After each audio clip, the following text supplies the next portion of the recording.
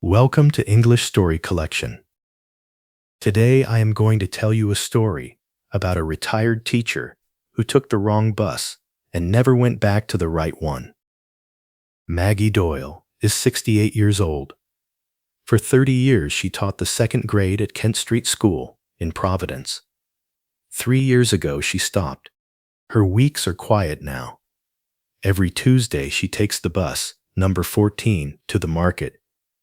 She buys the same things: bread, coffee, eggs, a little fruit. Then she goes home. For 30 years she waited for that quiet. 27 children in one room ask a lot of questions.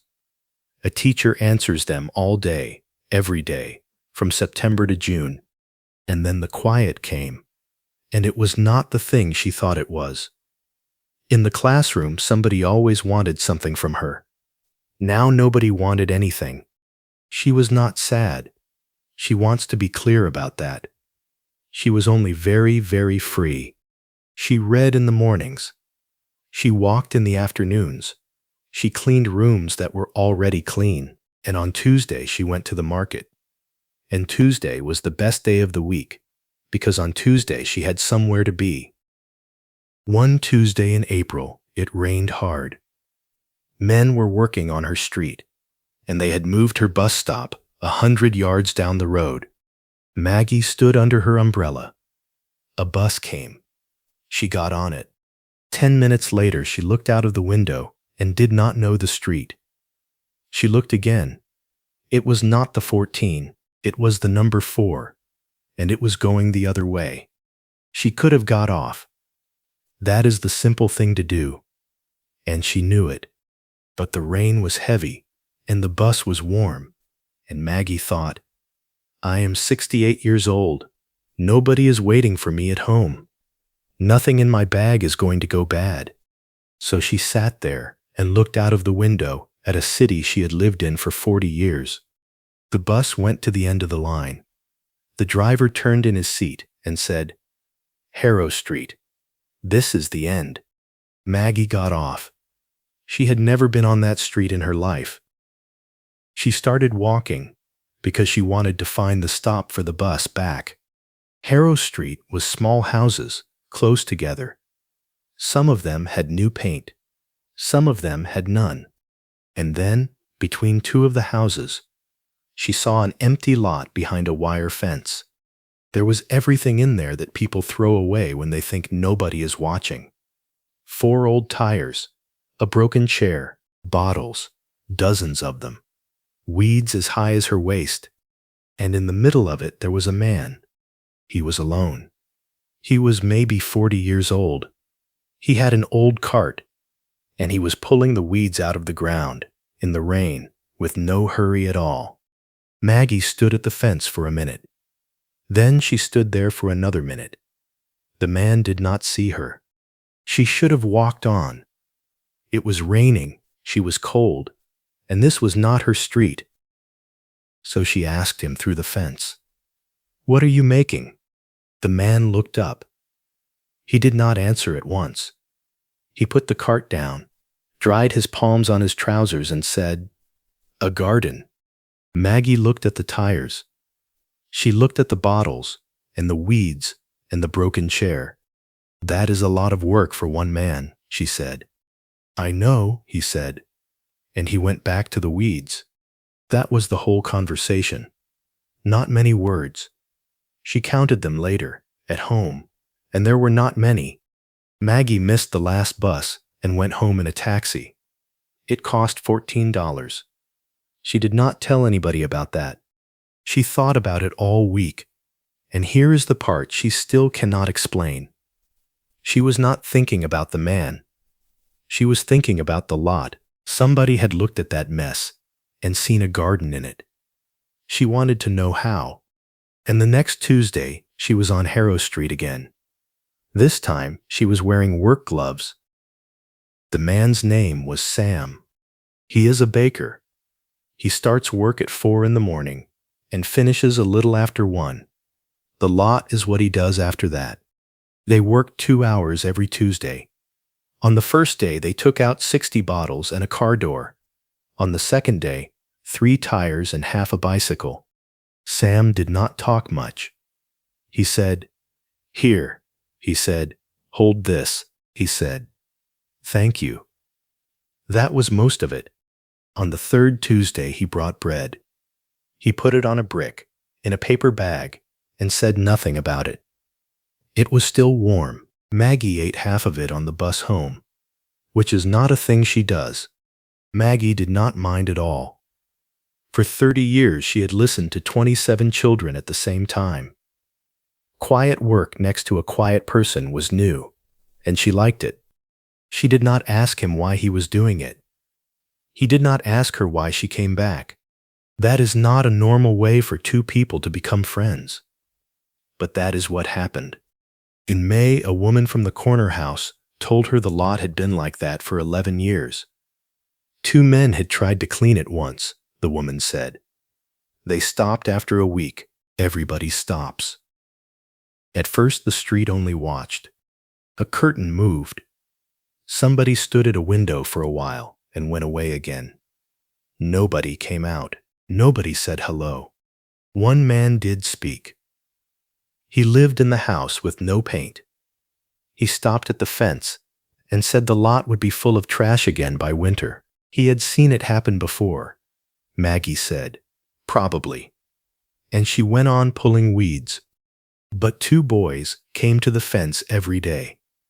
Milo, who is 7, and his big brother Theo, who is 12. They lived in the house across the road with their mother, Rosa.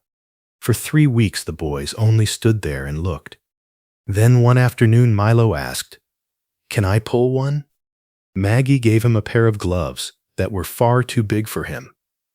He pulled 1 weed. Then he pulled 40. Rosa came to take her son home 10 minutes later. She stayed for an hour. By the end of June, there were 5 people in the lot on Saturday mornings. None of them had planned it. That is how it works, Maggie says. Nobody joins a big project. People join a small one. By May, the lot was clean, and then they found the real problem. The ground was bad. Stone, glass, old brick, and years of city dust. So they sat on buckets and put the soil through a garden sieve, 1 bucket at a time. It took 11 days. Theo said it was the most boring thing he had ever done in his life, and he came every day. Walter, from the hardware store on the corner, gave them old boards. He said the boards were no good to him anyway. From those boards they built 6 beds.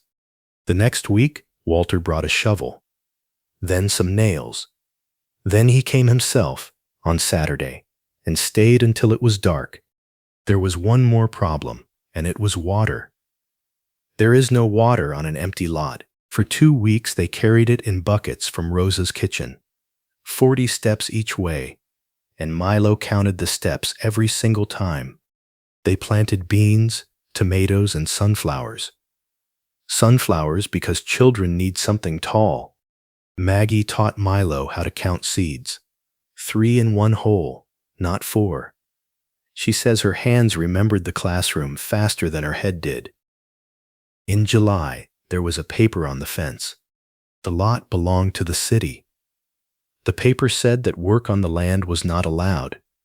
It said the city planned to sell it, and it said there was a meeting at the city office in 3 weeks. Sam read the paper twice and said nothing. He sat down on a brick and looked at the tomatoes for a long time. Maggie watched him and understood something.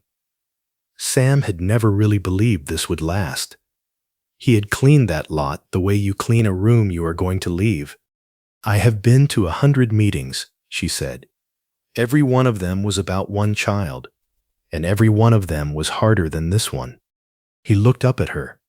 3 weeks, she said. "We can do a lot in 3 weeks." They went from door to door for 9 evenings. Maggie rang the bells. Rosa talked to the people who do not open the door to strangers. Theo took the photographs. Everybody asked the same question first. "Who pays for it?" "Nobody," Maggie said. "It is the cheapest thing on this street." Some people said no. One man closed the door in the middle of her sentence. Maggie had 30 years of practice with parents, so that did not touch her at all. At number 9, an old woman signed her name, then went inside and came back with a paper bag of sunflower seeds. She had kept them for years. She said she had never had anywhere to put them. They got 61 names. On a street where nobody knew anybody, 61 is a lot. And Theo did the smartest thing of all of them. He printed 2 photographs, side by side. Tires and weeds in April, 6 green beds in July. Maggie says those 2 pictures said it better than she could. At the city office, they had 2 minutes. Maggie did not talk about land.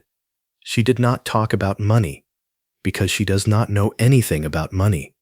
She said that on Harrow Street, there is a boy of 7 who now knows how many warm days a bean needs. She said that a woman at number 9 had kept a bag of seeds for years with nowhere to put them. Then she said this: "You cannot sell something that a street is already using." Sam did not say one word. He put 2 photographs and 61 names on the table and sat down.